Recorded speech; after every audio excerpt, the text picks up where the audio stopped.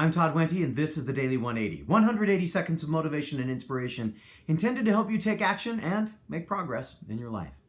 Today we're in episode 289, and we're going to continue our series of D words by talking about one of the ones that's become very important to me over the last couple of years.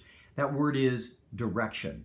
Now, there are two ways to look at this word direction. One of them is the direction that you're moving in, right? And we've all heard the phrase, hey, if you're, it doesn't matter whether you're pointing in the right direction. If you're standing still, you're going to get run over, right?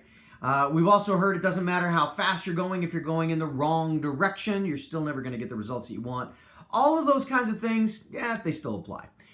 But I want to talk about it from a slightly different perspective. And that perspective is from the kinds of direction that we are given. I had a friend that, I'm not sure I'd call him a friend, but he certainly was an acquaintance, and he certainly had an influence on me because he shared with me this idea. He said, all success starts with following a direction.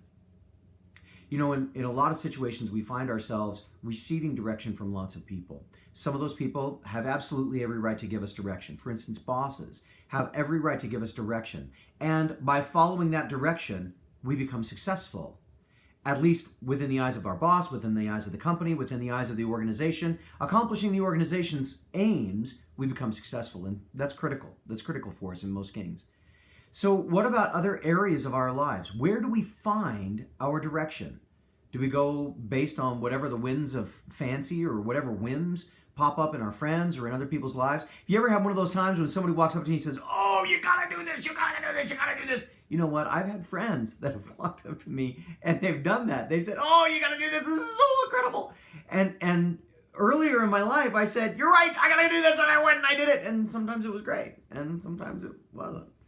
And in all cases, I found myself asking myself after it was over, after I'd spent the money, after I'd gone through the activity, after I'd done all that stuff, why?